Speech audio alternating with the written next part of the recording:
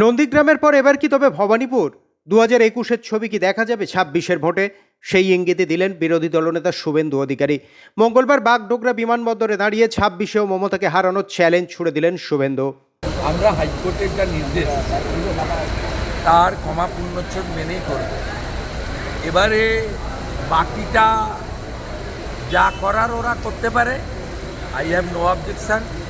সব ভয় টয় দেখিয়ে সাংবাদিকদের মাধ্যমে বলি, আর যাই হোক, ওদের যে মালিক মমতাকে হারানো শুভেন্দু অধিকারীকে সব ভয় দেখানো যাবে না।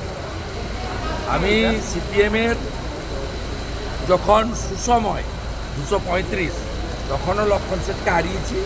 সিপিএম অনেক জায়গায় কাঠের গুঁড়ি ফেলতো, আর ওরা যার বলে বলিয়ান সেই মমতাকে আমি নন্দীগ্রামে হারিয়েছি এবং 26-এ ভবানীপুরেও দাদা ঢাকুরিয়া